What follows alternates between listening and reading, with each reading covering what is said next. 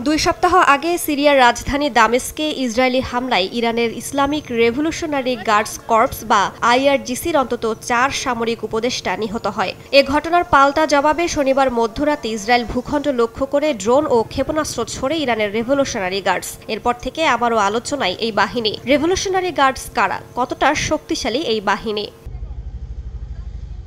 আন্তর্জাতিক গণমাধ্যমের তথ্য অনুযায়ী ইরানের সবচেয়ে প্রভাবশালী সশস্ত্র বাহিনী আইআরজিসি। ইরানের সর্বোচ্চ নেতার সঙ্গে তাদের সরাসরি সম্পর্ক। যে কোনো কাজের জন্যই ইরানের নেতার কাছেই জবাবদিহি করে তারা।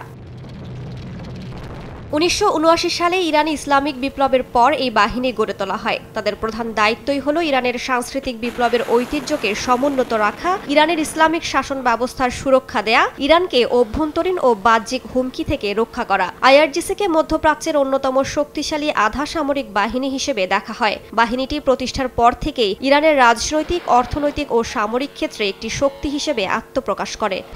1, 2, 3 ঢাকায় জমি জিতে নিন 100% ক্যাশব্যাক সহ 20 কোটি টাকার পুরস্কার। কতটা শক্তিশালী এই বাহিনী? যুক্তরাজ্য ভিত্তিক সামরিক গবেষণা প্রতিষ্ঠান ইন্টারন্যাশনাল ইনস্টিটিউট ফর স্ট্র্যাটেজিক স্টাডিজের মতে রেভলিউশনারি গার্ডসের সদস্য প্রায় 1.5 লাখ। এদের নিজস্ব নৌ ও বিমান বাহিনীও রয়েছে। নৌবাহিনীর সদস্য সংখ্যা প্রায় 20,000। বাসিজ নামের একটি বিশেষায়িত ইউনিটও নিয়ন্ত্রণ করে রেভলিউশনারি গার্ড। আইআরজিসি কখনো কখনো ইরানের পুলিশের সঙ্গে হাত মিলিয়েও কাজ করে। বিপ্লবী গার্ডস ইয়েমেন, সিরিয়া, গাজা, ইরাকের বিভিন্ন সশস্ত্র গোষ্ঠীকে সমর্থন দেয় বলেও অভিযোগ রয়েছে।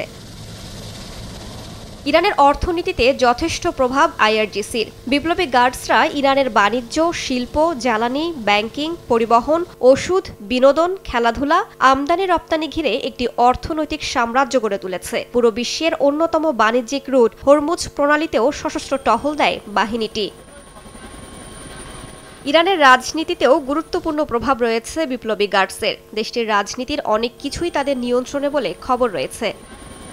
রাইসা জান্নাত, সময় সংবাদ।